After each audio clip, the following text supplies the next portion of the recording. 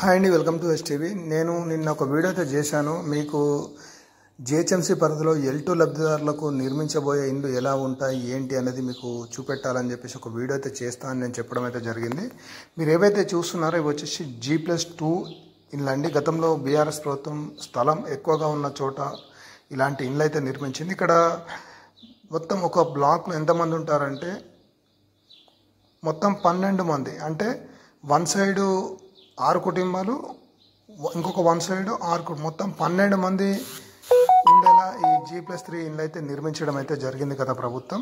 ఇప్పుడు G+4 పద్ధతిలో ఇండ్లు అయితే ఏవైతే నిర్మిస్తామని చెప్పేసి ఈ కాంగ్రెస్ ప్రభుత్వం చెప్తుందో L2 లబ్ధాలకు, ఇందులో ఇంకొక 4 కుటుంబాలు అంటే దాదాపు 16 కుటుంబాలు ఒకే బ్లాక్లో ఉండేలా నిర్మిస్తారని చెప్పి మనం అనుకోవచ్చు. దానివల్ల ఏమవుతుందంటే స్థలం కూడా కొంచెం తక్కువ అవసరం పడుతుంది.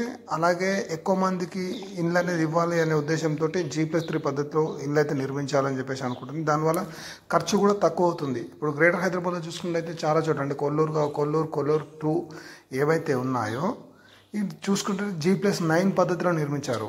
G+9 అంటే చాలా హైట్ టవర్స్ అనేది ఉంటాయి. దానికి ఇప్పుడు మెయింటెనెన్స్ ప్రాబ్లం కూడా చాలా వరకు అవుతుంది. దాని గురించి ఒక వీడియో కూడా చేశాను మార్నింగ్. నేను కరెంటు బిల్లు కూడా కట్టలేకపోతున్న పరిస్థితి. ఎందుకంటే కొన్ని లక్షల బిల్లు కరెంటు బిల్లు వస్తున్నాయి అక్కడ, ఓన్లీ స్ట్రీట్ లైట్లకు మాత్రమే. ఇక వాటర్ బిల్ అవన్నీ లిఫ్ట్ బిల్ తీసుకుంటే కొన్ని లక్షలు ఖర్చు అవుతుంది. ఈ G+3 పద్ధతులు అలాగే G+2 పద్ధతిలో నిర్మిస్తుందంటే స్టెప్స్ ద్వారానే పైకి వెళ్ళొచ్చు, స్టెప్స్ ద్వారానే కిందికి రావచ్చు. కాబట్టి లబ్ధిదారులకు కూడా ఎక్కువ ఖర్చు అనేది ఏమున్నా కరెంట్ బిల్లు అలాగే వాటర్ బిల్ తప్ప మిగతా ఏది ఖర్చు అనేది ఉండదని ప్రభుత్వం ఇలా నిర్మించాలని ఆలోచిస్తుంది. చూడండి, క్లియర్గా మీకు చూపెట్టాలనే ఉద్దేశంతో వీడియో అయితే చేస్తాను. గతంలో కూడా వీడియో అయితే నేను అప్లోడ్ చేశాను మీకు చూపెడదామనే ఉద్దేశంతో. ఇప్పుడు ఈ L2 లబ్ధిదారులు అడుగుతున్నారు కాబట్టి వీడియో అయితే నేను చేస్తున్నాను.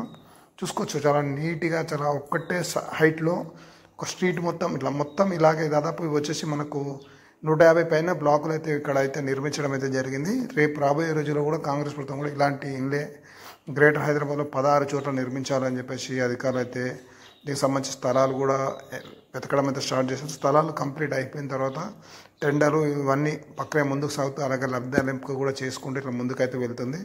అలాగే గ్రేటర్ హైదరాబాద్ జిహెచ్ఎంసీ పరిధిలో కూడా మనకు ఏవైతే డబుల్ బెడ్రూమ్ ఉన్నాయో అవి కూడా త్వరలో, అంటే ఈ ఎలక్షన్స్ రాబోతున్నాయి, మరి పంపిణీ చేస్తారా, మరి తర్వాత ఆఫ్టర్ ఎలక్షన్స్ పంపిణీ చేస్తారా అని అయితే మనం అయితే వెయిట్ చూడాల్సింది. Thank you for watching STV. మీకు తెలిసిన వాళ్ళు కూడా వీడియో షేర్